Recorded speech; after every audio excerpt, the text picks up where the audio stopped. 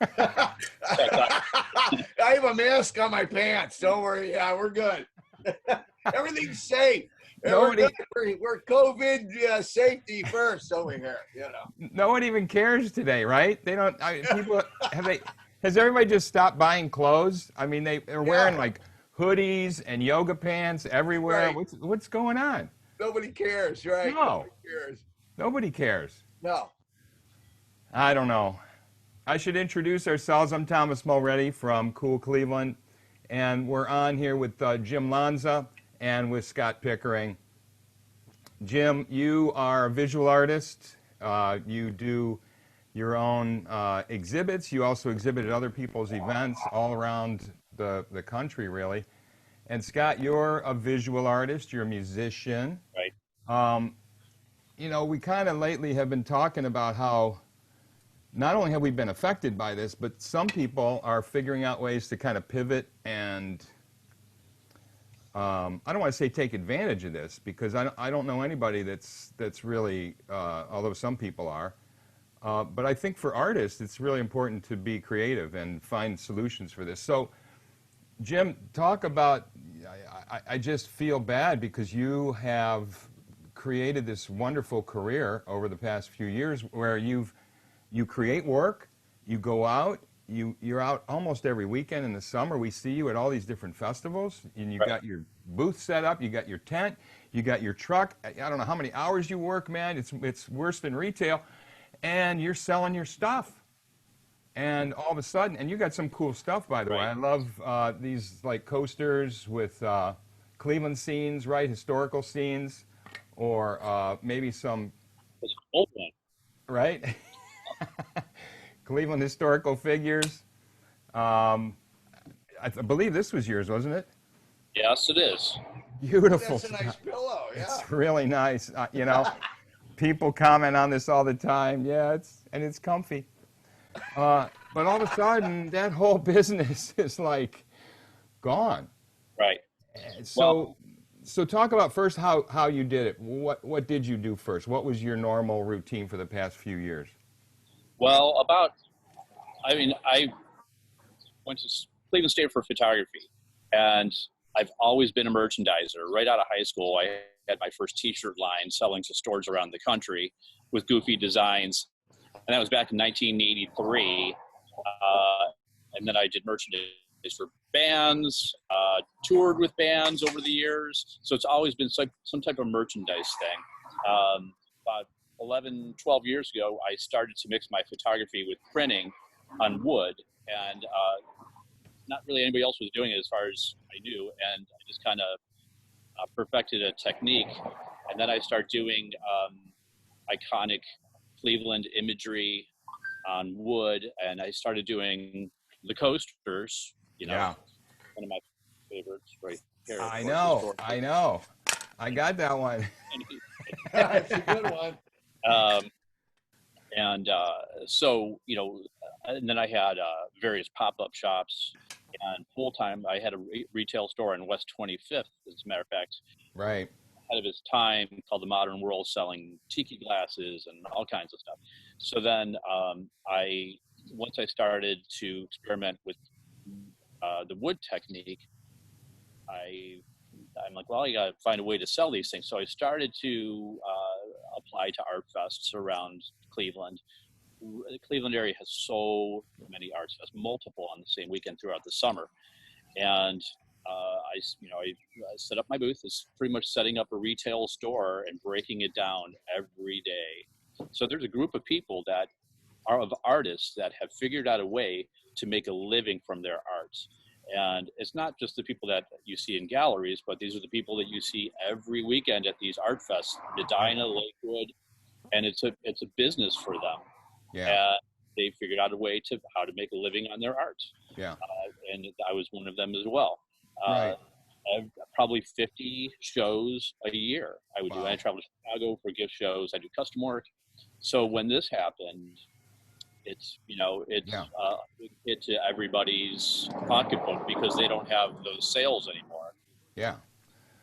And I know every artist really has this kind of issue. I'm sure, Scott, what was your routine? Because you would also you do a lot of public art. You do a lot of gallery showings. I do. Right. So You've the got your own gallery, customers. the gallery stuff.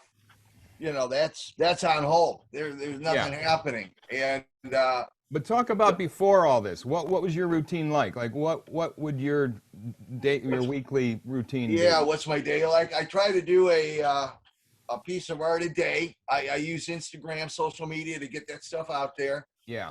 I do sell semi-regularly. Folks kind of inquire, and I make that available. We hand it off. And so that's how I've been doing. Yeah. That's how I'm making my money. Right. The public art has always been a component of my art, especially in Slavic Village. The buildings, rooms to let. Yeah. Ironically, that was supposed to be this weekend. The public house art project, and that's on hold. What's interesting is a lot of the current things I'm doing, including doing work with Jim. A lot of my work has been adapted to doing social. How can I put this? I've been, creating pantry boxes, public pantry boxes, with the help of my buddy Anthony Andrioli in the neighborhood, for Earl Pike University Settlement. So it's a win-win, having them created, decorating them in my own Scotty P style, and that allowed me to sort of continue to work on my art, and also stay away from the media overload of this impending doom, So it's a cathartic, and it's really kind of helped me weather this oddball storm and continue to do my artwork. If I didn't do it, I'd go bananas. So I think that's so important for people, and they're like, how do you get through it? And I think you have to hang on to your values, hang on to what's important to you, and go deeper. Jim, talk about what has happened to you, because it probably happened slowly at first, and then all of a sudden it just went off a cliff where everybody just basically canceled. I'm assuming that most of these shows, these festivals, because we list them in Cool Cleveland, and there's nothing to list. There's nothing. No one has committed to it. Now it may come back at some point, but what does your whole summer look like? Are you looking to get back out at any time later, or for now are you like we're into Plan B? Well, a lot of them have canceled, and there were some in May and June that have canceled, even July. Some have rescheduled to later in the season, like Willoughby. Kane Park just canceled. There's events, not just necessarily art events that I do, but I'll even set up at Oktoberfest, and that's 40,000 people will show up at Oktoberfest for Labor Day weekend. So I don't even know if that's happening. The big gift shows at the IX Center, those are in December. Those are holiday shows, are the big shows for us, and they might not be happening. And the way I look at it is, if things are still sketchy out there, I'm not going to do it. I won't do the shows, because I think that, and I hate to say this, but people's it's going to be less people at the show. Customers and less people with money. The luxury of buying art, they had even 3 months ago. I started to put on my own shows last summer as a promoter. One was called Hoot Nanny, and but they're not these giant festivals like the Lakewood Arts Fest. Lakewood Arts Fest, I'm a vendor at as well. So like my shows, I am talking about possibly doing some of those in the future, but with my shows, they're small. They're less vendors. They can be maintained easily with social distancing or whatever. So a lot of my shows this year are kaput. Right. So I'm just trying to figure out other ways to sell my artwork. And so, Scott, I assume the same in your situation, that these are really, I mean, has everything just gone off the calendar in terms of these public events? Yeah, as far as anything that I had lined up has all been put on, hold indefinite, So it's just sort of like, now what? Now what do we do? So when you get invited back in, and you just kind of alluded to this, Jim, I'm wondering, Do you guys have your own sort of set of protocols that you're going to be interested in following? Because we're getting no leadership from the federal government. We're getting, you know, sort of back and forth leadership from the state government. Unfortunately, we don't have the kind of logic and sense and medical-driven and science-driven advice where we can all sort of feel comfortable that we're on the same page, because we do impact each other. You can't show up at an event if half the people are not social distancing or wearing masks. It's just not going to work. So, Jim, do you have your own set of protocols, especially for your own event, that you might put back on again? It will be. I was actually part of an online seminar meeting with a promoter in Chicago yesterday that puts on a lot of shows, and they're creating a virtual gallery that I can tell you about later. But as far as live shows, the vendors that are the promoters that are still having shows are listing their rules of you must wear masks, you have to have a cleaning station, sanitizer in your booth. You're allowing only so many people in your booth. That's going to be so hard to control. I mean, honestly, it's a great idea, but I mean, you see what happened this past weekend in the Flats. You know, now that there's 1,000 people at restaurants, bars. I mean, people are not going to follow the rules, and that's just the way it is. That's what's going to make it so hard for these art fests and other events in Cleveland to come together, because not everybody's going to be following the rules. But as far as I go, if I do decide to do a show this year, I will definitely have as many precautions taken as possible. You know, it's impossible to say what this person's going to do and once they walk in. I mean, you can't do that. I mean, it's also, there's so many issues that are going to come out with insurance. Just all kinds of stuff's going on. So with one of the events that I might do this year, like I said, it'll be only 7 vendors, and it's on private property. So it's going to be pretty easy to kind of see what's going on and to control. Yeah.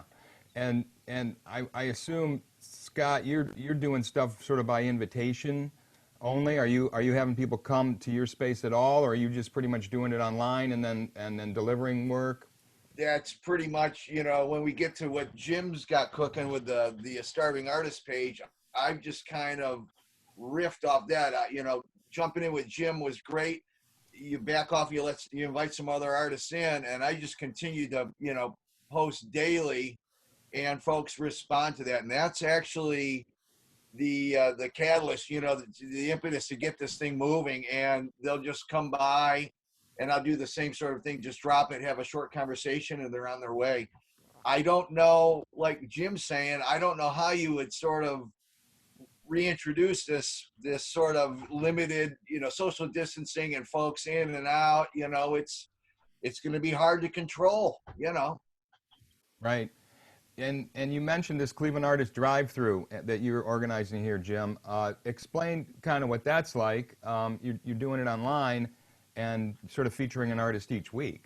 So the way it came about is that I have a studio warehouse in Gordon Square filled with artwork that I've created over the years, and looking at these piles of things that I'm like, I need somehow figure out how to sell these things if I'm not going to have Art Fest this year or Cleveland events.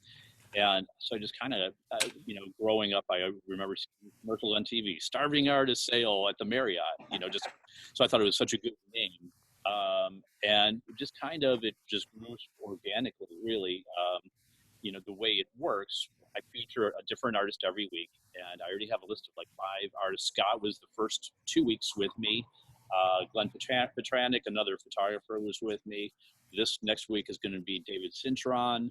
So I've got all kinds of happening, or artists. So the way it works is that on the artist's Facebook page, they promote 5 pieces on their page.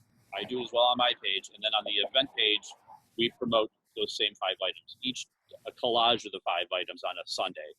And then Monday through Friday, each artist will feature one of those pieces with a description and a price. And then if there's an interested buyer, they'll contact the artist or me and pay them directly. And then we give them a designated time to show up at my warehouse in Gordon Square. The gates closed So, I mean, we're trying to figure out like the best way to keep, Yeah. just make people feel safe. So we give them a time and we give them our address, which is not really made public, because we don't Right. need Scott's fans hanging out, and they'll text us when they're closed. Right. They pull up to the gate, and then the artist will go out there and the artwork in their car. They don't get out of their car, and then they're gone. So it's worked out really well. I mean, Scott has sold a bunch of pieces at Yeah, it's awesome. I love it. I love the Really? whole idea. It's great. Really? He Do you didn't think in some ways is it more putting a little more focus on the art, Scott? Do you think because people are instead of coming into a gallery opening, I hate looking at art at gallery openings, by the way. I love talking to people. I love drinking the wine and eating the popcorn. Right. But right. I hate because you can't get close to the work, No. and it's just it's anything but about the art. Whereas here, it's all about the art. I totally, you hit it right on the head. I think there's a total, you're zoomed right into, what you're looking at. There's a, dedicated, I want to go get this piece. This whole inclination to really, and to support the artist. I mean, gee whiz, folks, ramen noodles and tuna only go so far, I mean, gee whiz, breaking my piggy bank that I had since I was 12 years old, that's not cutting it. So I think there is and it's fun. I get to catch up with Jim, you chat a little bit with the folks that come by, and it's a win for everybody. And it allows, there's this anticipation. I think I have fun posting at a designated time with the number, and seeing who's interested. It's a new way to do it. And I think it's really been a lot of fun for me. And yeah, Jim's right. I'm sold. I'm happy with what I've done so far. And it's just this sort of, here it is, here's the number, and here's the time when you can come and get it. So that's how the restaurants are all doing this, right? It's like order it online and drive up, and we'll bring it out to you at the curb. Yeah. I love this focus on not only the particular art, which I often question that. Scott, you're also a musician. I am as well. Sure. When you're in a room with loud rock music, you can't help but focus on the music. It just takes over your whole brain. Exactly, right. But to me, visual art was always about, you had to put yourself in front of a piece of work and look at it and think about it. And that was always an issue. How do you get somebody? You can't bring a horse to water, if you will. It's like it doesn't work like that. Whereas this way it does. So, in a way, I don't know, Jim, you go to these festivals, right? And there's, like you said, thousands, tens of thousands of people show up at some of these. But only a handful, literally a handful, come to your booth, and of that handful, a semi-handful actually make purchases, or interested enough, right? So you've got a lot of waste there in terms of, now, it's marketing, and it's nice to get your name out, and we realize people need to see things multiple times before they buy something. But doesn't this kind of cut to the chase? And like Scott said, people who are interested in your work, and you only have to deal with them. You don't have to deal with thousands of other people. Yeah, I mean, you're right. Although at some of these shows, like Liquid Arts Fest, for instance, my booth will cost me $175 to set up for the day, or whatever it is, and I'll do $6,000 in sales. We're here. I'm not doing $6,000 in sales. I mean, I'm selling, I sold 5 pieces last week at whatever it was. So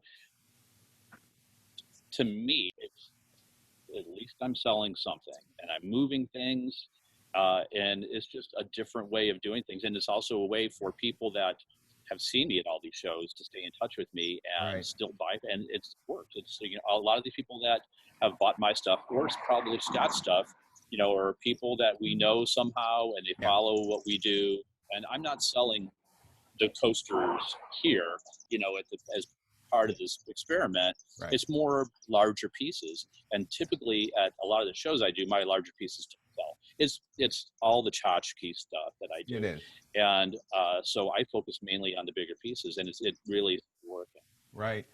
And Scott, you got other things to focus on as well. You're a visual artist. I was just over at Michael Salinger's yesterday. Awesome. Did he tell you about we've got another thing cooking? Did he give you any kind of, there's something happening phase 2 on this thing? I think he wanted to tell me himself because I think he wants to get on Zoom and talk about it. But and I think he should. I'm going to leave that for him, but we're very excited, and I don't want to give it. You let Mr. Salinger tell you about it, but I'm very excited about it. But I think the point is that you're able to collaborate and do other things as a visual artist as well. And has this helped you to sort of, purposely refocus outside of your normal routine? You guys are mid-career artists, if you will, been doing things a certain way for a certain amount of time. Is this challenge good for you as an artist creatively? I think so. I love it, and there are so many public art project components that I'm doing for, especially the vendors in Slavic Village. It's really helping me. I can focus on this. I sign for this, a T-shirt for this guy, and it's fun to have a project to work on. You know what I mean? And I do like the added focus of trying to direct people to your artwork. I didn't do it this aggressively before. But after, chatting with Jim and kind of going over this concept, it's made it, it's directed my focus, and it's kind of, it's even more challenging, more fun. So it's a win for me. It's a new way to do things, and I'm up for the I'm up for it. Yeah. So. And Jim, I know when you were first starting out, you worked with 9 Inch Nails, for example, and did a lot of their merch and their apparel. You must have learned some things there that you then applied to other areas as well, right? Because that was a pretty big opportunity with a band that was kind of up and coming at the time. What kind of lessons did you take from that you're able to use throughout your career? Well, I mean, the connections that I made when I was running their merchandise really kind of helped start my business, because I was selling to chain stores and retail stores all around the world, 9 Inch Nail merchandise. So I made a lot of connections that way with buyers from, Spencer's and Hot Topic and whoever else, big stores. Yeah. And so I was able to utilize those buyers after I left 9 Inch Nails, and they bought from me ever since, and they really kind of helped me grow financially. And it's, I've learned just from being in that experience with I've learned wholesale, retail, fan club, just like different ways to get artwork out to people or in out to people. So, I still stay in touch with a lot of those people, and I have other things in the works that I think will definitely be of interest to you in the future when these things happen. Awesome. And Scott, you're also a musician. You play with a number of bands. We don't have time to mention them all, so many, literally, throughout the years. How has this impacted what you're doing? I'm a musician as well, and again, it seemed to be a full stop here, where we can't do live music. It's even hard to create the art, though, when you're in a band, because that's all about getting together. I totally agree. Some of the bands, we had a thing scheduled to do a project with Dave Cintron, Jim mentioned, and some of the folks from Terminal Lovers, Robert Wheeler from Perubu. We were going to back up Damo Suzuki, a singer from Cannes, at the Garage. And that was put on hold. Everything just kind of came to a crashing halt. And that included getting together. And what I've been doing is just, jamming out in my studio and, getting bananas playing the drums so I don't lose it. But boy, that interaction of making music. Now, I saw that you've been doing some of the Zoom, stuff with your band, and, trying to create music, though, that's just a whole other, it's come to a crashing halt. I don't know. And I don't know how that's ever going to come back, or how it's going to come back. What are we going to do? Social distancing and have, 20 people in the room, and, I don't get it. And have the band social distancing, it's going to be weird. The guys in the stage, across the room, hello, how are you, We got one of these, like an interface. Oh, yeah. So you can at least plug some mics in and plug your MIDI drum machine or something in. You can't mic a whole drum set and stick it in the computer. It's just, that's the hardest instrument of all. If everybody was like Elton John and could just play the piano or strum a guitar, we'd all be fine. Yeah, well, listen, I totally agree. you know, I totally agree. you guys are such an inspiration, seriously, throughout the years. The way that you have pursued your art, the way that you have been flexible, the way that you have just taken no, not taken no for an answer. You've just constantly, in a good spirit, stuck it out here in Cleveland and just put yourself out in front as leaders. And Jim and Scott, you're both out there bringing other artists in. That to me is true leadership here. Thank you for sharing some of your struggles and being honest about the challenges that we're facing here. And I'm hoping that by us talking to a number of people as we work through this, that we'll help each other, because, you know, really, it's nothing new there. We're just going to have to work together, right? I mean, Yeah, absolutely. No secret. That's it. It's Yeah. true.